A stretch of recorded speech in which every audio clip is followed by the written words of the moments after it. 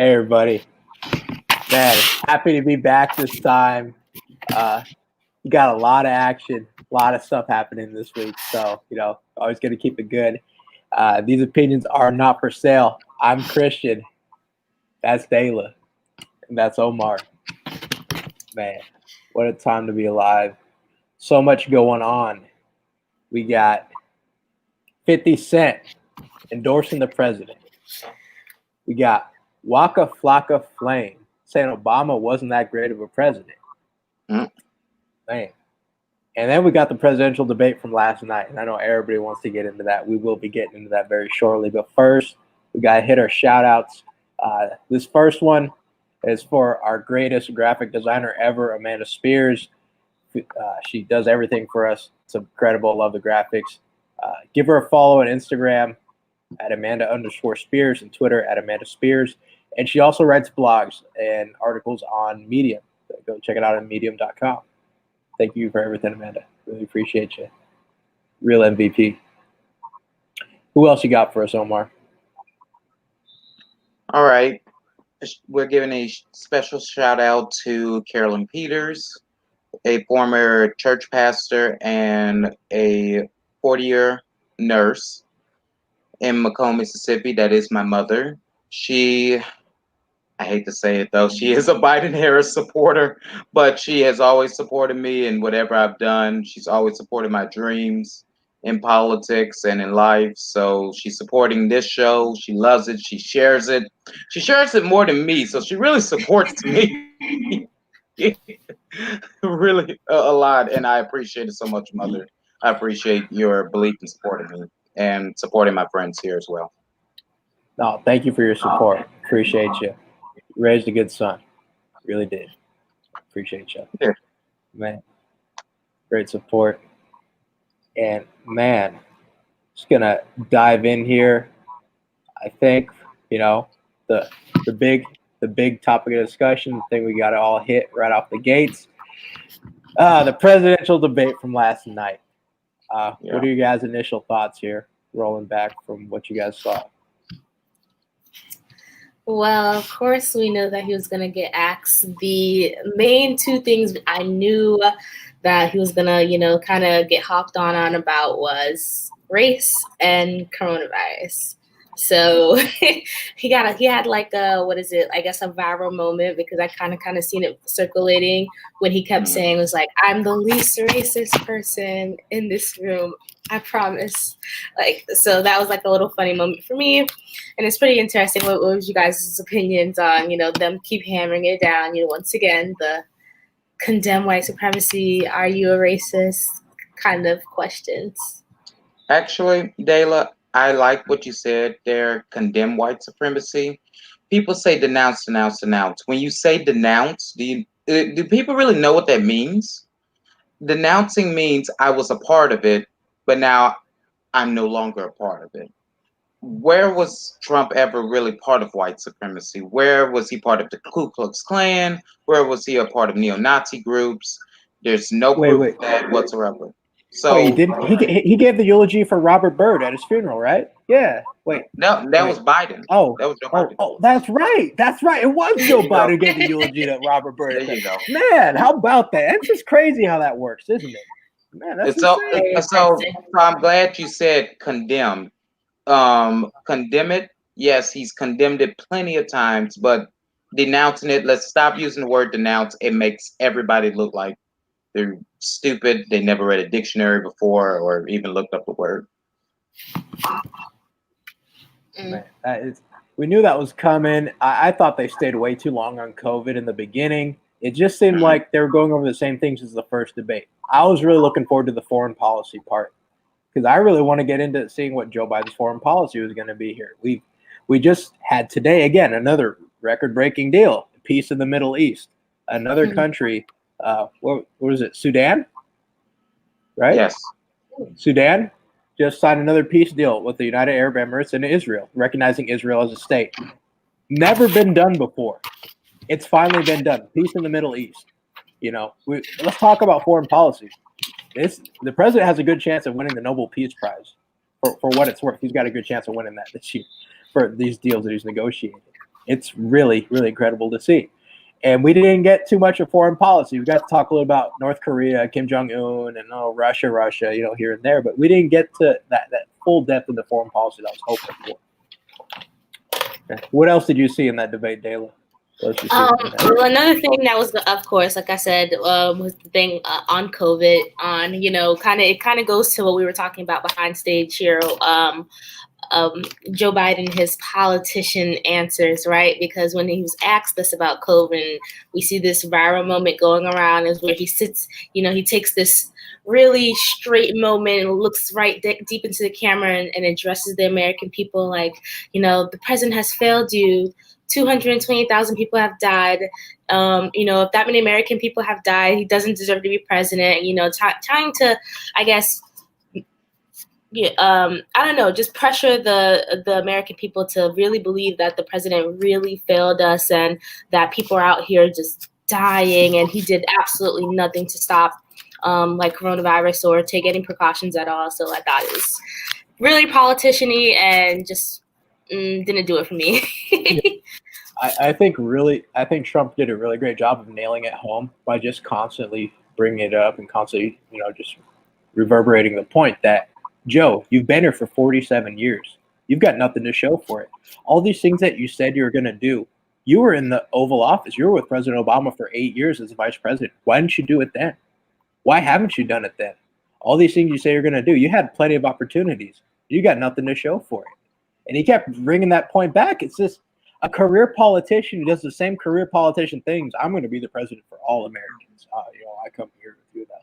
Come on, man. Like, it's literally, come on, man. Seriously, it's a Joe Biden. Come on, man. Straight up right in his face. Like, I wasn't fooled by it. I hope a lot of other people weren't.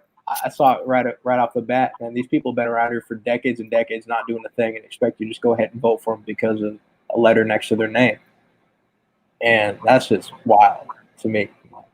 That they can just take your vote for granted like that quick, just because looking you in the camera with their eyes and try to empathize with you. But they haven't done nothing for you, and they've had chances to do it. They have had chances to do it, and they haven't done it. And I'll say this about the debate. The debate was more civil. You got to hear more policy and my thing is, when I go to the ballot, I go for two reasons: based on my faith and based on policy. Who is the person that's going to directly put in policies that are going to better me, my family, and my community? I think we got more of a policy debate last night. I'm going to give kudos to the moderator. Again, was this the best moderating job ever? No, it wasn't. But it was much better than Chris Wallace. And when you hear Trump actually giving a compliment to the moderator, as much as flack as he's gotten with these moderators, that's a really good thing. That's a really good sign that this was done somewhat decently, and I was pleasantly surprised, and I'm hopeful that the commission is actually going to do better debates from now on, within the next election cycle and from there on. She surprised me very much. I did not expect it to go that way. I'm glad it did. I'm glad I was wrong. Yeah. I thought it was going to be way worse than Chris Wallace, and I didn't think that was possible. And she gave him his points. I don't think that she asked too many loaded questions, too many just, oh, are you going to denounce white supremacy? Like, come on. Like, I thought we were going to go back there again, but she didn't do that. And she gave him a chance to respond when Biden would say, okay, here's 30 seconds, here's 10 seconds to respond, now get your point in. And he did his best there. He got his chance to go in there, ask him the questions. I don't think she I always think I'm biased. I always think they could ask Joe some tougher questions. I think she asked him some tougher ones this time, finally. Mm-hmm. Going to his family, the administration. Another thing I think that the president did really well is that rather than going after Hunter like he did in the first debate, he tied the whole family together and making Joe the head of it. And that's what really resonates more, is that you put Joe into the mix, not just his son, because who cares about his son, but Joe in the mix of all of that. Now it's, the crime's serious because Joe's involved. Like, let's get it involved in. Let's talk about it. Moscow, $3.5 million. He denies it, says Russian this, Russian that. But can't wait till the laptop or the hard drive comes out, and there's a lot of stuff that's gonna happen. But yeah, this is a little off topic, but someone brought this to my attention. I was probably asleep or not watching TV. I usually don't really watch TV live, but there was probably like a breaking news. I think on Wednesday or Thursday, the FBI came on, and I guess said that there was some meddling in the election going on. I heard something about Iranian or Russian hackers targeting Democrats in Florida, I believe. I guess like pressuring them not to vote or to sway their votes or whatever have you. This is what I heard. I just want to see if you guys had heard something about that this week. I heard about interference. I didn't look too deep into it. Yeah. I didn't know that. I heard it was in Florida. I didn't know which way they're trying to sway people to vote. I just heard that there was some sort of interference and hacking. I think they should take care of it and get the nonsense out of there. But I don't know. I think everything that they're just going to pull to as a ploy now, they're just going to blame it on that because there's been some nonsense going on beforehand, and they're just going to say, "Oh, this is because of the hacking that took place." Honestly, I've heard about some interferences, not just in Florida, but in other places as well. Of course, Wisconsin and Pennsylvania. But I'm not necessarily worried about it. I think the American people's minds have been made up for quite a while. What's going to happen is going to happen. And I'm just excited for winning day on November 3rd. I really am. Yeah. So I don't know if y'all remember, but at the end of the debate, we got into talking about oil. And when Trump accused Joe Biden of wanting to get rid of oil and fracking for the longest time, he says, "No, I didn't. No, I didn't." So I'll pull the video. Yeah, go ahead and get the video. Well, Trump, true to his word and his campaign, they got the video. Well, let's take a look. I want to take a look at this. I think this is going to be great. Let's take a look at this. This is going to be fantastic.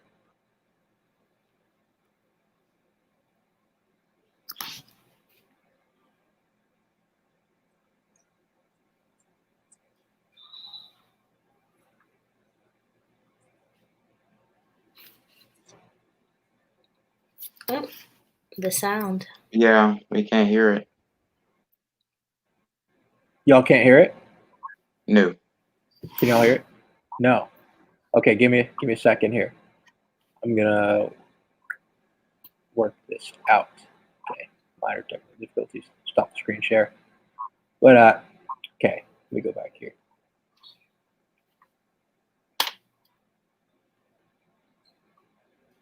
So go back here.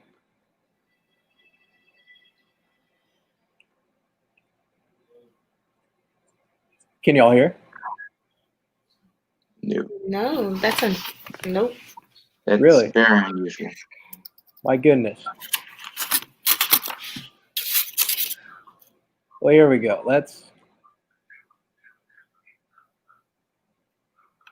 get up into the point here. See if we can turn the captions on if it'll let me. We'll play it this way.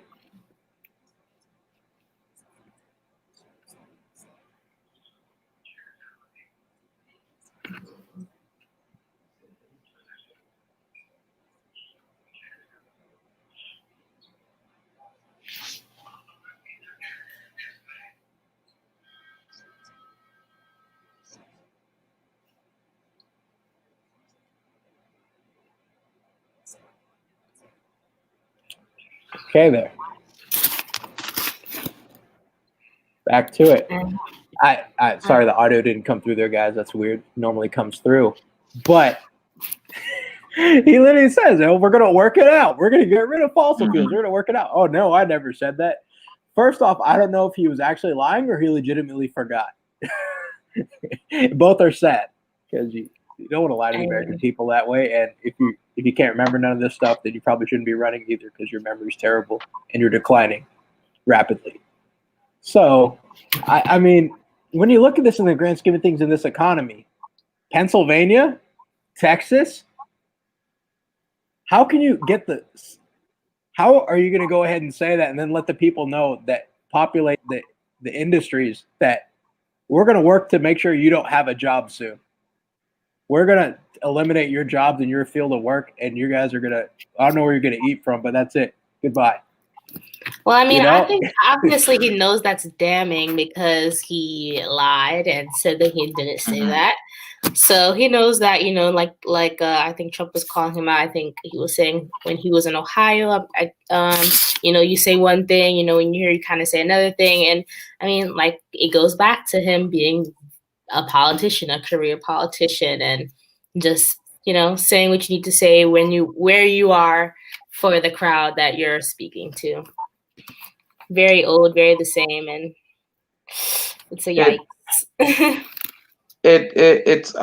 It's something about that when you said that, Dela, because Joe Biden is from. I mean, he represented Delaware, obviously, in the Senate, but he's from Scranton, Pennsylvania. Think his fault? Didn't his father work in the coal mine? Not in the coal mines.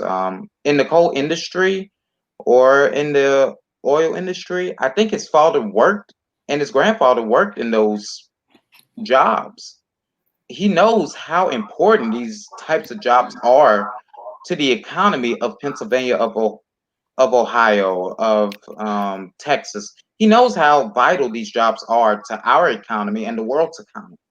So for him to even mention trying to get rid of that and then flip-flopping on it, knowing that's what he wants to do, knowing that's what Kamala Harris will enact if something happens to him, it's mind-boggling. I think it was disgraceful if he ever mentions his parents and his grandparents' legacy. It's very disgraceful to that. Yeah. Another thing about bringing up his upbringing and legacy, I don't want to be that guy, but Joe Biden bringing up his childhood is not something relatable to anybody in today's time that I can really think of, honestly, unless you're that older scheduled voter.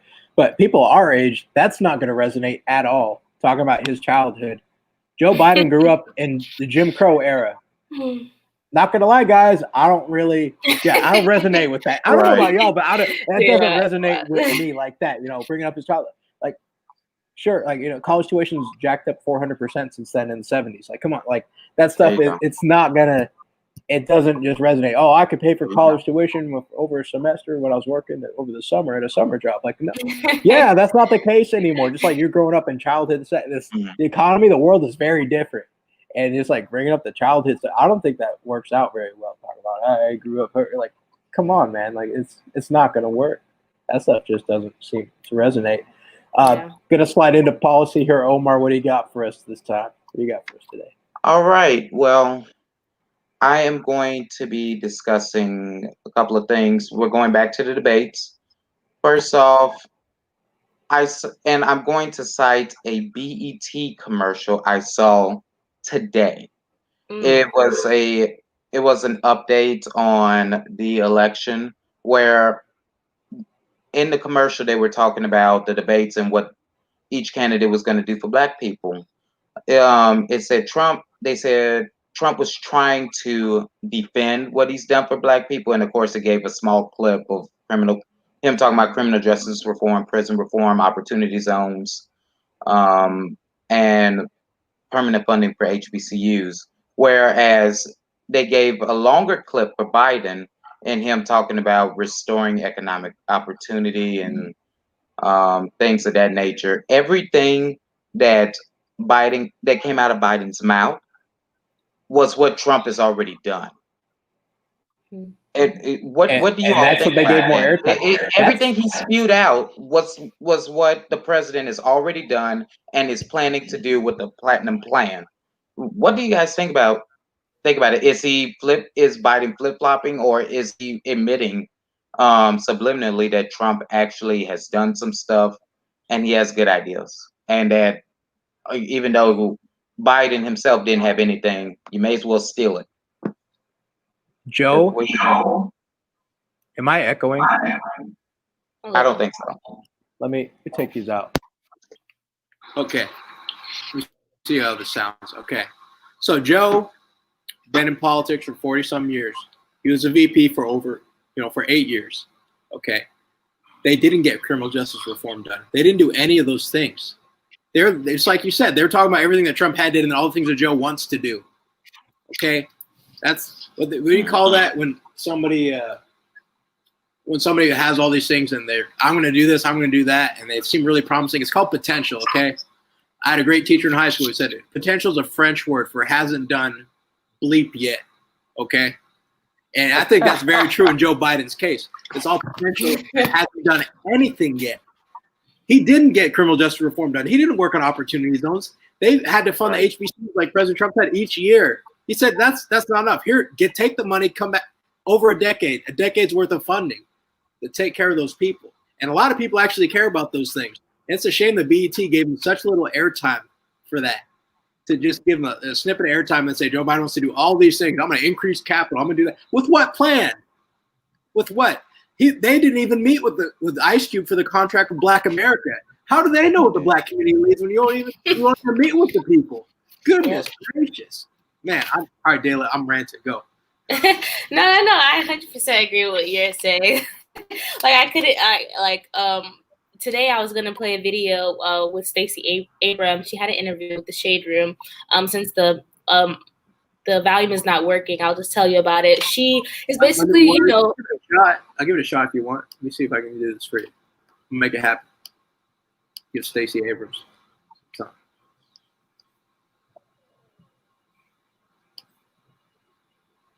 And that means when we vote for them, we are part of a process of hiring someone to do right.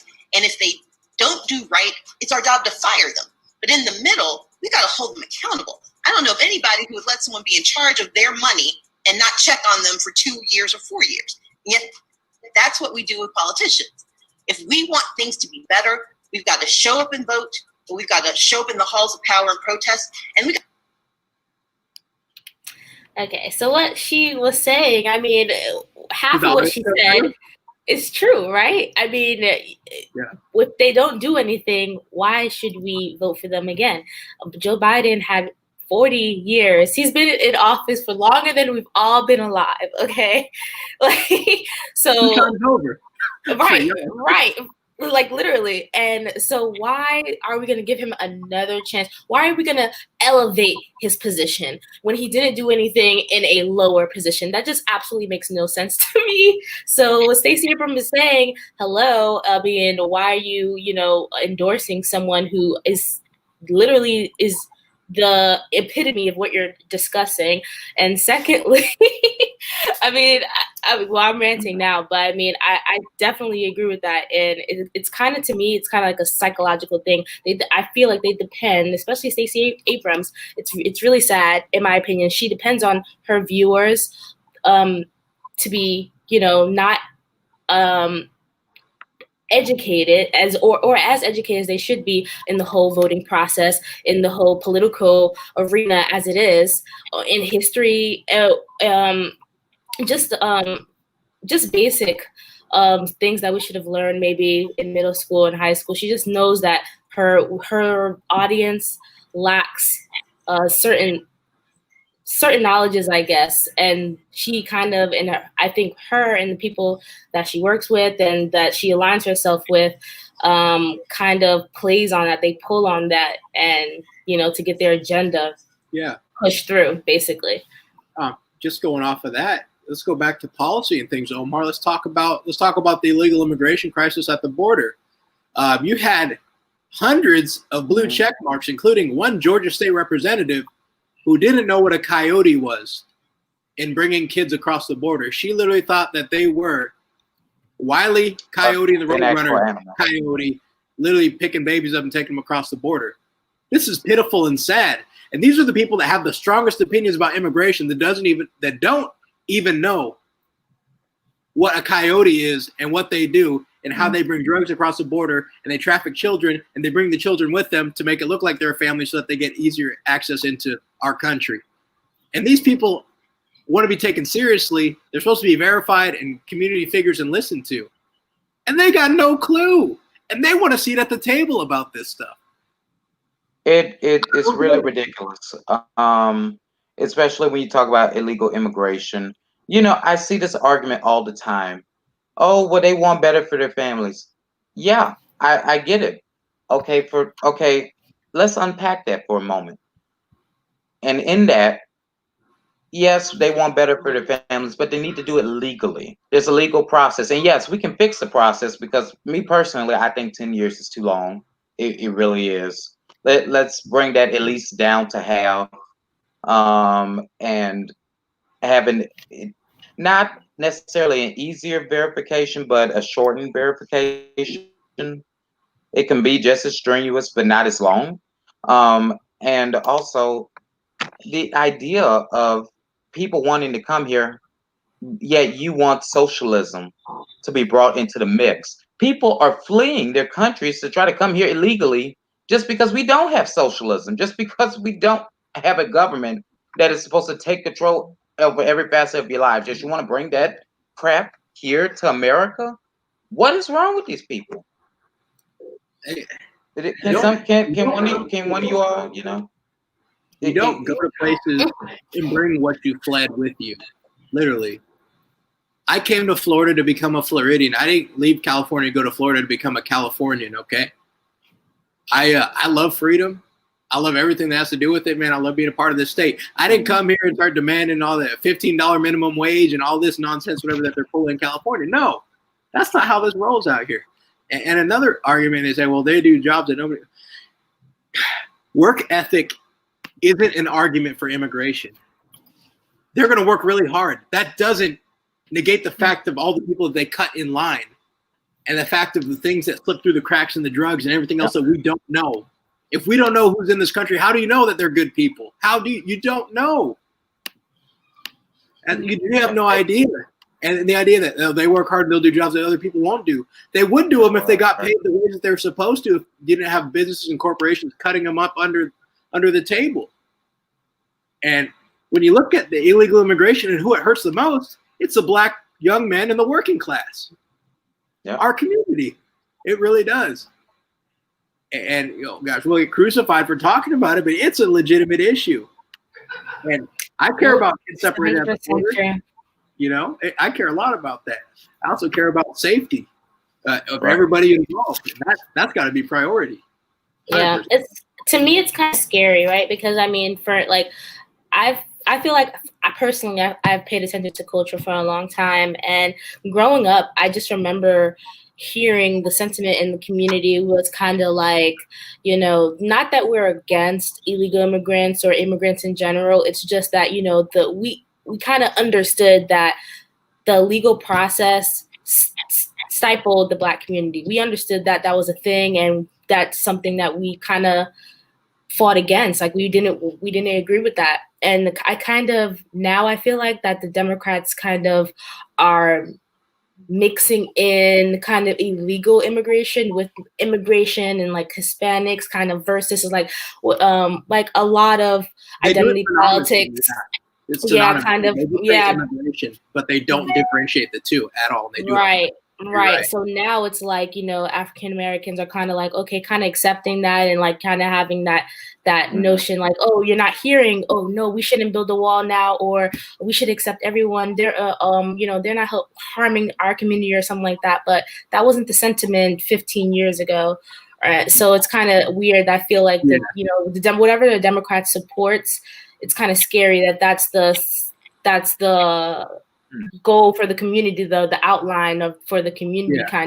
It's kind of scary. Yeah, it's a whole new voting block for them. I'll tell you what, if we were able to lock down this border a long time ago when these people weren't coming in, I think the Democrats have to make a real appeal to the Black community, but they don't have to. When you got millions coming in each year, and these people do vote. Okay, don't act like they don't vote. These people do vote. Okay, that is a voting block, and they are voting. General, and now that you say that, that's very interesting because I had this conversation the other day. And now that you say that, is the voter ID, is they're trying to place that on the Black community, but is it really us, or are you trying to kind of highlight that for us, but you really want it for the the illegal immigrants that you're trying to like put into this whole situation? Black people can get ID. I don't understand the sentiment where it's racist to implement voter ID. So now that we're kind of having this conversation, it makes sense that they're trying to appeal to Hispanics or illegals. Yeah. Because they are losing our voting block, and it absolutely makes sense about the voter ID, like kind of pushing that.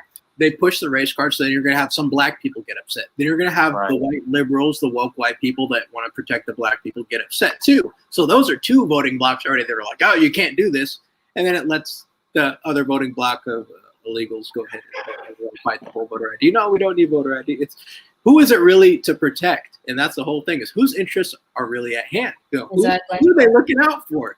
Because I don't think it's them. I don't think it's us. I don't think it's not us. It's never us. So that's why it's funny, because anything you could, if you put the ties together, you can tie it. Their interest is never to help the black community ever. I got one more policy question for you all. Going back to the debate, North Korea came up. I mentioned that because back in college, we had one full-time political science professor at Mississippi College, and he was an international relations major. So a lot of our classes were international relations based. And he talked about North Korea a lot and how delicate the situation was, and that could cause a nuclear war if we did not handle the situation correctly. Not that we shouldn't be proactive in that situation, but we have to handle it correctly. I think Trump has done a pretty good job with how he's dealt with Kim Jong-un. You have to handle him a certain way to make sure that they no longer have nuclear capabilities, and if they do, they're not going to use them. What are you guys' views and thoughts on how Trump has handled North Korea and Kim Jong-un, and what that could relay in the future? I'm still standing here, and there's no nuclear fallout around me. I think we're doing pretty dang well. I think we're doing okay. Yeah, I agree. I'm not my weakest topic is foreign relations. Like, it's totally not my thing. I'm impressed by it, and I love looking into it, but I have no idea. I like Christian kind of said, the sentiment when Trump got into office is that we were kind of on the brink of nuclear war, or just war in general. And next thing you know, that's not the sentiment anymore. Right. I'm extremely happy of that. I do believe, though, that if a Democrat gets in office, or, maybe Joe Biden, his administration, there might be something brewing on that side. Maybe there's personal relations. If there is election interfering, my question is why. There's obviously some political something with sides, right? With a Democrat or Republican that's going on internationally or on the global level, and that's an interesting space, in my opinion. So with foreign relations and with war, it begs the question, what the heck is going on that under one administration, I'm usually more geared towards political theory and American politics. When I got to Mississippi College and I'm learning all of this international relations stuff, I'm like, what in the world is this? But I'm glad I now have a background in it so that I can talk about it a little bit more. But I want to remind every viewer out there, our foreign relations and our international policy, it's crucial. It's crucial to keeping peace. It's crucial to our standing in the world. And I invite our viewers to keep on looking into that. I'm going to be bringing that more up in my policy segments because it's important. It's all of these great deals that the president has been making with between Israel and these Arabic nations. Those are important. Those are important in stabilizing that region. And how he talks with China and North Korea and even Russia, those are important. People with nuclear capabilities, that is, if they get off the rails, that's very scary. So I'm grateful to have a president who is stopping all of the BS, getting these folks in the room and saying, hey, you don't want your people to die. We don't want our people to die. What can we do to stop that? Definitely needed, man. We don't need to start up wars and spend more boots on the ground and have innocent people die for no reason. I'm not a fan of it. Exactly. Okay. I didn't think I was going to bring it up today. I didn't think I'd get into this, y'all, but I can't neglect it. I can't stay away. It's been bugging me so hard, and I got to say something, man. Jamil Hill and black men. I'm sorry. She does not, I don't believe she works for ESPN anymore. She is part of the people that ruined ESPN and for what it is now. Terrible, absolutely garbage, woke politics, nonsense, all of this and that. But Jamil Hill had some great tweets to send out the other day. Let's take a look. Let's take a great look at this. I really cannot wait. Man, take a look at Jamil Hill. What'd she have to say? I have increasingly found that many black men just want better access to patriarchy. They don't actually want it dismantled. And the funny part about it is they had a couple of infighting between the woke black folk, including Bishop Talbert Swan and others that disagreed with it very vehemently because they saw it as an attack on black men. And I'll tell you what, I think they're right. I think they're very right. Why is it all the time that for the same reason is it black men don't want to destroy the patriarchy? Why is that a bad thing that we don't want to get rid of the patriarchy? If you look at the definition of the patriarchy, it's a system or society of government in which the father or eldest male is head of the family and their descent is traced through the male line. Okay. Why is it bad to not want to get rid of that? In fact, the family structure in the patriarchy, it's caused a lot of problems for the black community in the last 50 years. It's literally the opposite, which has been happening. It has been destabilized and pretty much destroyed for the most part. Yet we still want to go ahead and push it further that direction like it's getting better. That's just crazy to me. I don't get it. I don't get that. This is the audacity. I think the whole situation with you're dismantling the nuclear family. We've seen what has happened in the past, 50, 60 years when you dismantle the nuclear family and introduce government as the father. You get more people in prison. You get more people that drop out of high school. You get more crime. And you get less uneducated people. I mean, more uneducated people, less educated people. So all of the things that you want your community to do, yet you've done something that directly impacts the flow of events, that creates sustainability in the black community, that creates more educated people, that creates less crime, that creates families being together and things of that nature. It's really mind-boggling. She's mind-boggling. Honestly, I wonder who she's dating. Maybe it's a woman. I don't know. That's the only way to make sense of it. But for some reason, and they're going after it because black men are the highest voting bloc of black people for the current president, Donald Trump. They are the highest voting bloc. It's not black women. It's not whatever in the black LGBT or any sort of community like that. It's black men, straight black men. Okay. And people ask why. What is it about it that entices them to like the president like Donald Trump? And I think Jason Whitlock put it really clearly in his article. Come check it out. Dragon energy, masculinity, men being men and doing manly things is what entices black men to vote for President Trump. Not tucking your head between your knees in fear of COVID for this whole 2020 is what is enticing black men to vote for Donald Trump. Right. Seriously. They want to suppress and hide it so bad in tech censorship and the media formation. You got Dwayne Wade wearing women's clothes. You got horrible things they're about to do to their son. And all these things and passing it off like it's just normal and it's okay. It's crazy. Masculinity is so needed right now. And they're really trying that hard to suppress it from young black men to actually know that it's okay to be men. It's okay to do manly things, to be big. And they all just frame it as toxic. It's all toxic. Toxic masculinity. Toxic masculinity isn't being there for your family, being there for your wife and supporting your family and raising them. That's not toxic masculinity. No. That's what you're supposed to be doing. Man, exactly. Craziness. No, it's craziness.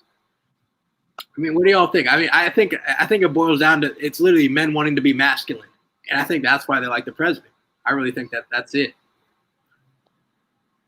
I think they like the president because he's actually he's actually speaking to black men. He's not afraid to go. He's one of the first Republicans in a long time, at least, to go to black men and say, "Hey, I'm listening to you. Hey, I hear you. Hey, what can I do to help you?" I mean, especially with the criminal justice reform bill and the prison reform bills and opportunity zones. What do black men want? Opportunity for their families and opportunity to help their families. Yeah. And that boils down to getting people that went into jail for these petty little crimes, getting them out, giving them an opportunity to succeed in the world, not looking at their past history, but looking at the potential and a brighter future. That's what Trump has been doing. That's why I think black men are going to flock to him. No, it's not going to be a big, it's not going to reach 50%, but he got 13% last time and won. I think he gets 20%. I think he probably gets 25% now, to be honest. That's a big number. And the whole thing about it is dragon energy, masculinity, doing great things. And man, it's instilled in us. It's literally in our DNA. We can't just suppress it forever.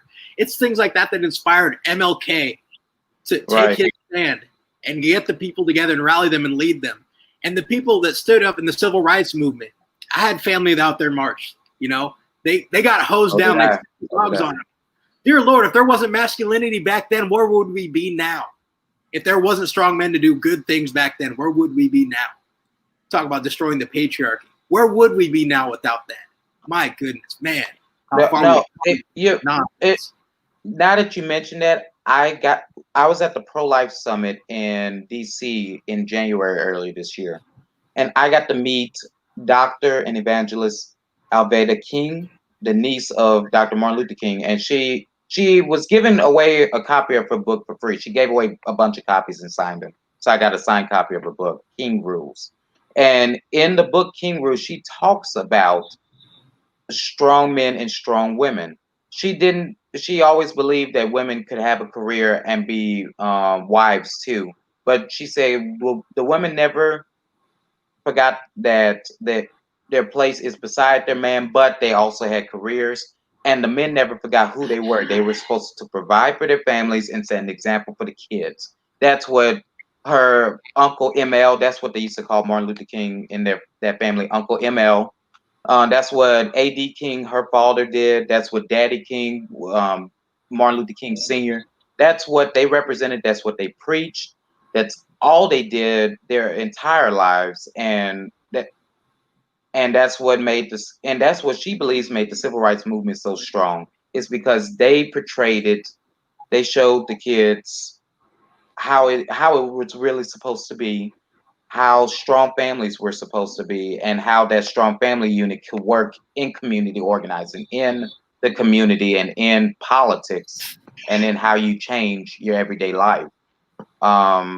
It's a great book. I recommend it. It's called King Rules by Dr. Alveda King, niece of Dr. Martin Luther King. Oh, definitely have to check it out. No, that's awesome that you had that experience. That's once in a lifetime for sure. It is. Dayla, we've been going on a lot here. What are you, man? What's your thoughts about all this? Well, I like you guys' opinions. You guys are the males. But I mean, for like a female's perspective, I personally think that we need strong men. And even for the females who probably wouldn't agree with this, right? The feminists, at the end of the day, subconsciously, they want strong men. No one wants to be a single mother and have like 3 different baby daddies or whatever that may have you. You want a male that has good morals, who's been raised right, who's strong and dominant, who is going to lead you and be a man of the house at the end of the day. So even these like crazy feminists, so like I said, subconsciously, they know they want a strong man. And I think we need strong men to just bring back to start anything. We're going to need fathers back in the homes if we're going to get anything accomplished, honestly. That's long lasting. So I don't agree with Miss Hill. She's the worst. I gotta not get so angry every time she speaks, but man, I get riled up, I get fed up, I can't handle it anymore, man. It gets me. That's one thing that's under my skin all the time. The biggest nonsense. I remember when she went after Nick Bosa, Rookie of the Year for the Niners last year, great defensive end, because he liked a post from an account that supported the president. Or no, he followed an account that liked a post that was apparently insensitive or racist or this or that. Like, they went through like 3 different channels to say Nick Bosa follows this person who liked this post on this account, so that makes Nick Bosa bad. Like, I'm like, y'all trying this hard to get the man. Jamil was all up on that. I was like, you got to be kidding me.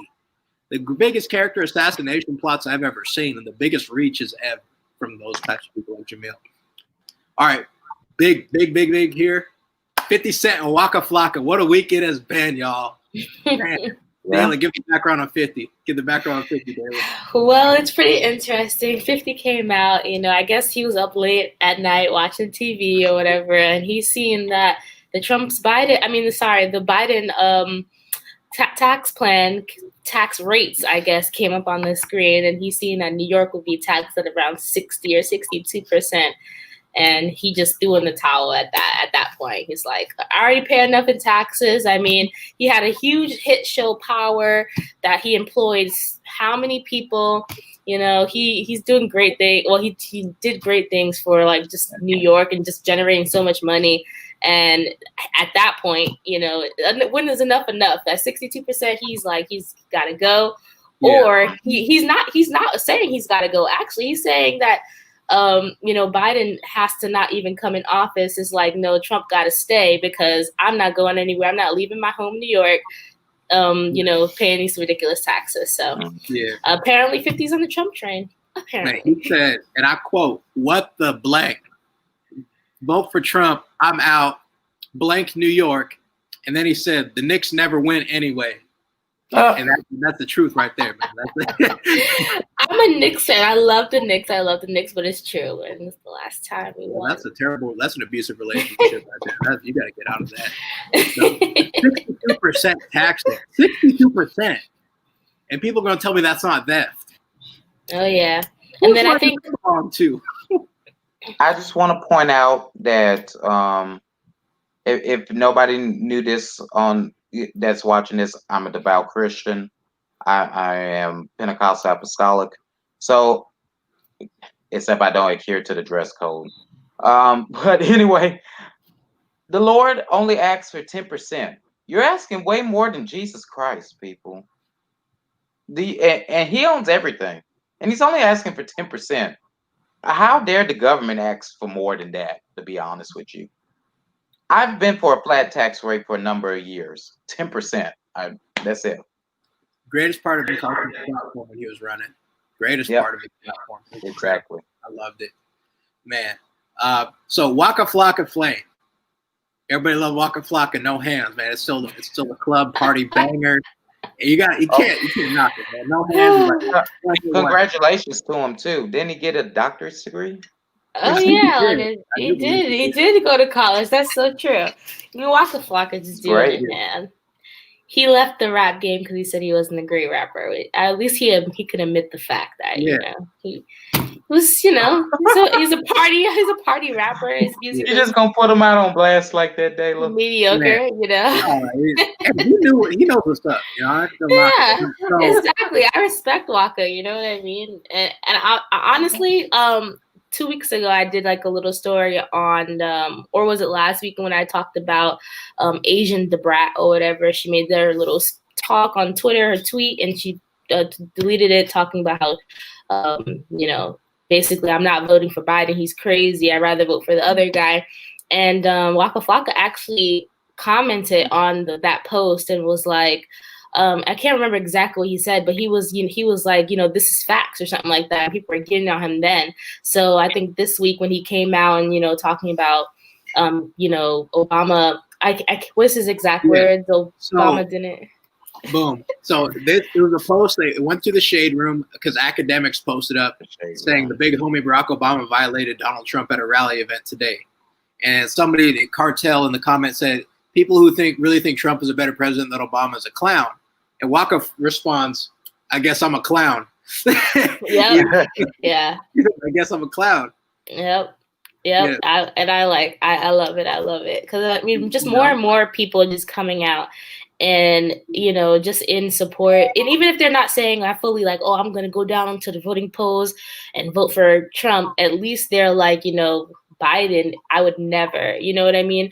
And that's the very least. And the people, I mean, just look at the people coming out in support of Trump and not supporting Biden. In my opinion, it's the people that are actually have some type, are respectable kind of people who have actually kind of did their own thing, went independent and kind of rose through the ranks, and, you know, are not depending on you know, no offense, but like, you know, white music executives to sign their check.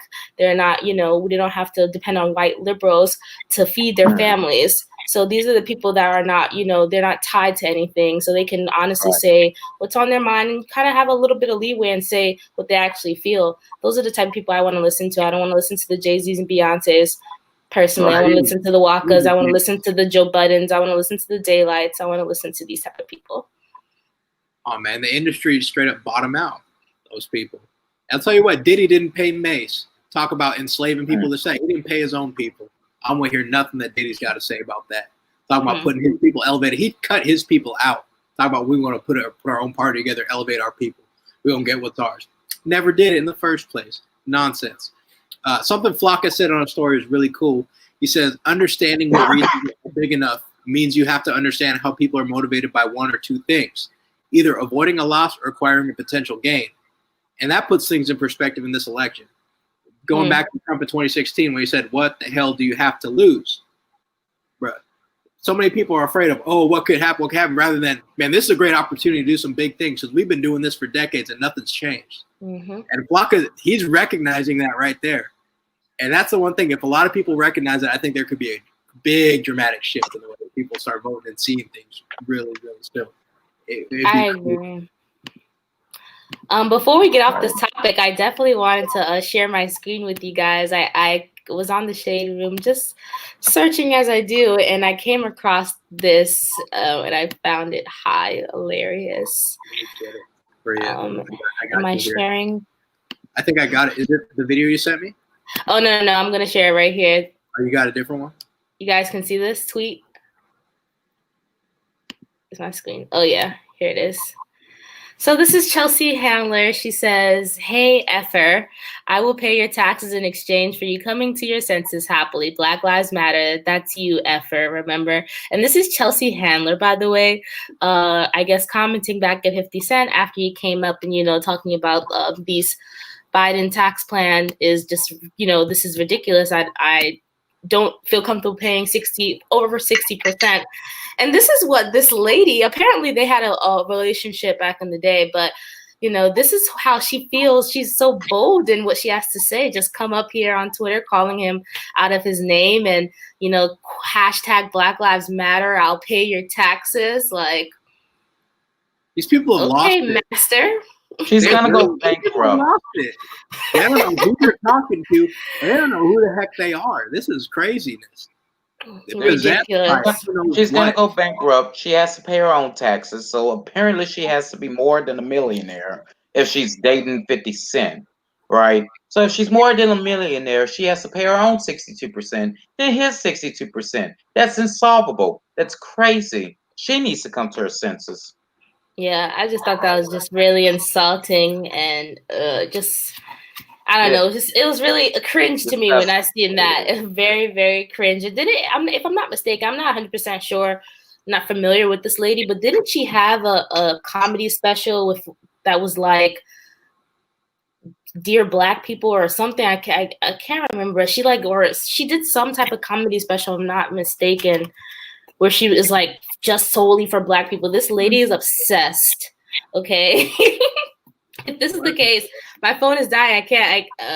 But I really do believe she has a literal problem. These people have got so bold now that they really think they're going full savior mode, and they don't even try to hide and realize it. They really think we know what's good for you here. Still, we know what's better for you. You better get in lockstep and do what we say. Like let the she had She had a thing called Hello White Privilege or Hello Privilege. Okay. Yeah. Hello Privilege is me. Yeah. Yeah, it was a documentary on Netflix. I will never watch it. Have never watched it. Like, Yeah, I didn't watch it. I just seen the trailer, and it was like, you can already tell what it kind of is about. Just her bashing her whiteness, and she's so sorry for being white, and poor black person. Let me try to do everything I can for you because you can't do anything for yourself. That's self-hate. That is totally self-hate. God made That's white her supremacy, in my opinion. Well, God made that low woman white. expectations is the biggest form of bigotry that there is. Low Yes. expectations, the fact that you can't do anything for yourself, we got to do it for you. Low expectation is literally like, you're too stupid to know this, so I'm gonna go tell you anyways. That's what it turns out. Yeah, literally. I don't believe in the people apologizing for being white. No, be who you are. Now you can be an ally to the black community. And what I say by ally, like, yes, you treat people as you would treat yourself. You treat people equally. That doesn't mean you should be apologizing for who you are. I'm black. Do I apologize for it? No. She's white. She shouldn't apologize for how God made her. To be honest, and let me get off my spiel because I'll go all night with that. Boom. Dayla, for the culture. Did we hit everything? Yes. Honestly, guys, we did a really good job because I was like, oh, we hit a lot of stuff that I had written out. But we do have, I want to end with that one. I forgot about that. But since we hit a lot of the stuff, I will touch on this, though. I don't know if you guys know who this person is, but she was part of Danity Kane, which is a music group. Her name is Audrey O'Day. I don't know if you guys are familiar with her. Apparently, she was on Celebrity Apprentice as well. But she came out with a interesting set of tweets after the debate yesterday. Let me share my screen so you can see this.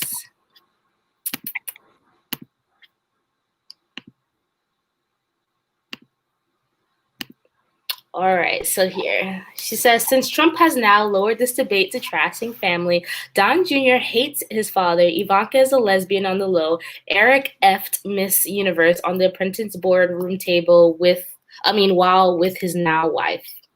And she hashtagged that debate 2020. So I didn't know who she was or if she, I guess, of her being a credible source or whatever. So I just kind of did some digging on her, and my phone just died. But apparently she had a relationship / affair with Donald Trump Jr. back in 2011, stemming into 2012. They kind of, I guess, broke up allegedly after the president himself, not at the time, obviously he wasn't president, but he did step in and kind of tell the, Junior to straighten his mess up, because he was still married, and they kind of broke it off after that. So now yesterday, she is on Twitter making these claims and saying that, all this stuff about the president's family. I haven't seen any responses from either Eric or Donald Trump Jr. or Ivanka or anyone.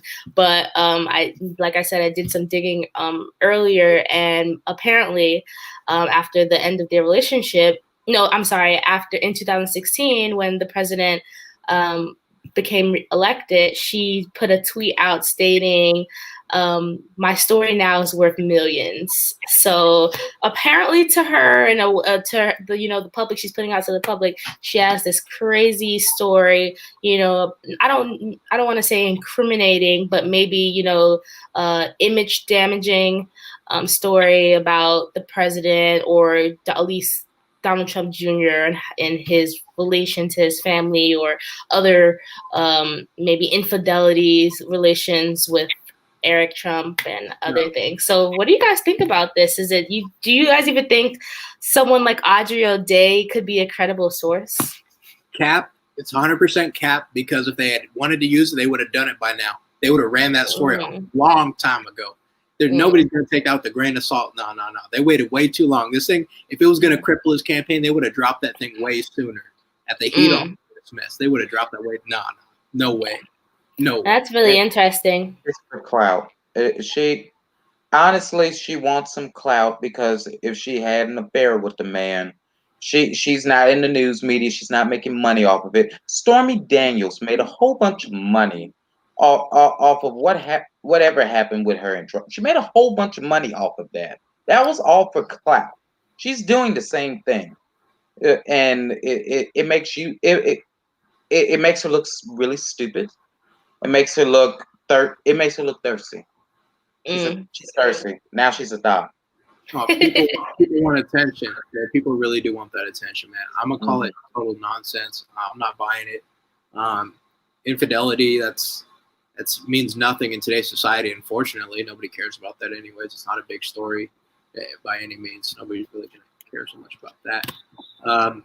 Boom. Last bit of woke sports in news this week. LSU had to ban Odell Beckham Jr. for 2 years from their facility because he gave cash money literally to players after they won the national title game in their hand. Literally put cash money in their hands.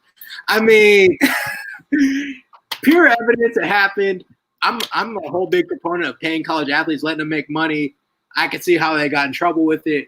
He gets banned for 2 years, but they take 8 scholarships from LSU over these next few years. They sanction them. They find them. It's kind of a crap deal, man. I'm not gonna lie. It's kind of they self-sanctioned themselves and they took scholarships away. Like, it really stinks, man. I'm not a big fan of the NCAA. I think they might have went a little too overboard, but man, let the kids make some money now, at least to avoid these things from happening. Just crazy, man. That is crazy. Now I wanted to ask: did Odell Beckham Jr. didn't he graduate from LSU? I know he or did he just. I don't know if he graduated. I don't know if he graduated or not. That's good. Now, if he graduated and they banned him, that's really crazy. I mean, he did. If he did the work and got a degree, then they shouldn't do. Well, Omar, he put money in their hands. He literally paid players. Like that's very illegal right now. You can't do that. Well, you can't do that. But at the same time, now if he graduated from the place. Can you really ban them from? You can ban them from games, sure, but not from the school. It sounds like they're banning them from the school. Well, they banned him from the. Now, if he didn't graduate from the place and he just used it to promote his football, they call it football facilities. Is what he's banned for the next. So he can come on campus, but he can't go anywhere near the facility. Yeah, I believe so. Well, my rant is over then. So, man, all right. Final thoughts, y'all. Final thoughts. I have a final thought, guys, and it pertains to the video that I have that you can play now. Okay, cool. So I wanted to talk about this video. I wanted this video to play because it was such a great video. I almost shed a tear when I first seen it.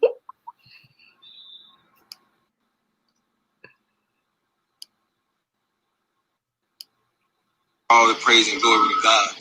Thank you for hearing me. But President Trump, I just want to thank you for giving me a second chance and believing in me and reading my petition. I'm just so thankful. It's just 20 years ago, I fought at the Trump Casino, and now you signed to give me clemency. First, I didn't know it was real until I was able to touch this little guy right here. I left him when he was 2 years old, President Trump. He reunited me back to my family. I lost my mother and my father, but I got him. And this is what I live for. Thank you, President Trump. Thank you so much. From the bottom of my heart, all praise and glory go to God. Thank you. Thank you, the whole Trump administration. So I want to play that video for you guys because his name is Duke Charles, and he was actually a amateur boxer, and he got arrested for drug conspiracy, I believe. First offender, got, I don't know if it was live for 20 plus years, and he actually did do 20 years. Yesterday, the president granted him, along with 4 other people, clemency for similar situations, drug conspiracy or maybe drug trafficking, that were first-time offenses, or they just, never had a violent crime against them. So I just thought that was just something that, a positive note to end on. Plus, just another, stinger, I guess, and nail in the coffin of what Joe Biden has done compared to what the president has done. Joe Biden locked that man up under his 94 crime bill, and the president released him yesterday. So another kid grew up without a dad. Another black kid grew up without a dad. You saw that kid right there. That was a spitting image of his father. Looked exactly like him. He was our age. That kid is like our age. How much he looked just like his dad. My goodness, man. I'm really glad to see that. That's punishment should fit the crime, and that definitely did it. And I'm glad that he's out now. And it's just a shame. It really is a shame for all those people that are first-time offenders that got in there for 20-some years. Man, God is good, but my goodness. I'm really God happy. is good all the time. All the time. That's a great way to end it, man. Love to see families back together. Really do. That's right. Oh, man. That's where they belong.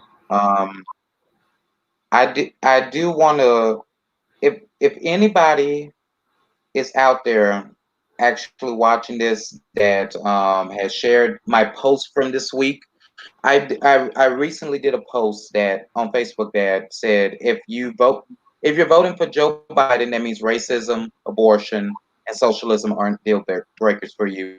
Got a lot of flack for that. I got 11 shares. I've never had any of my posts shared before this year. Nobody really shared my post, and I got 11 shares. Now that may not seem like much to you. Seemed like it was a lot to me, and a lot of people have been saying, "Oh, to punch this guy in the face, I'm gonna kill this guy." I've gotten death threats over it before. I want to say this here and now. I'm not afraid of you. Okay. Not only do I have my Father in heaven that's protecting me, I'm protected. I'm protected by my Second Amendment right. So try it if you want. Now that's all I'm gonna say. Try it if you want. We can disagree civilly. We can debate civilly. I mean, there is this awesome post, and I want you guys to see it. There's an awesome post by the two people that are running for governor in Utah.